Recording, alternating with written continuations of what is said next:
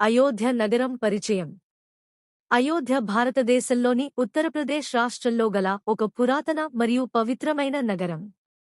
ఇది హిందూ సంప్రదాయంలో అత్యంత ప్రాముఖ్యత గల నగరాలలో ఒకటి. అయోధ్యను చాలామంది సప్తపురీలలో ఒకటిగా భావిస్తారు, అంటే ఇది మోక్షప్రదాయకమైన ప్రదేశాలలో ఒకటి. ఇది ముఖ్యంగా శ్రీరాముని జన్మస్థలంగా ప్రసిద్ధి చెందింది.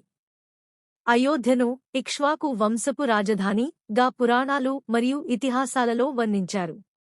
చరిత్ర మరియు ప్రాముఖ్యత. అయోధ్యను కోసల దేశపు రాజధానిగా గుర్తించారు. ఇక్కడే భగవాన్ శ్రీరాముడు జన్మించాడు అని రామాయణం లో స్పష్టంగా చెప్పబడింది.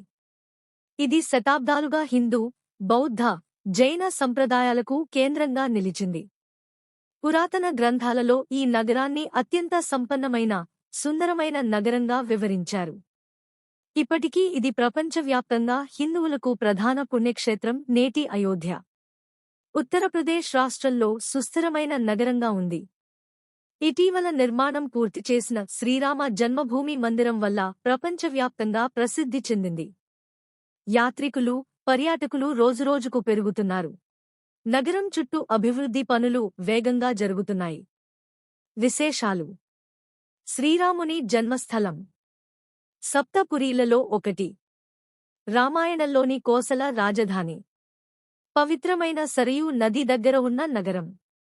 రామ మందిర నిర్మాణం వల్ల అంతర్జాతీయ గుర్తింపు.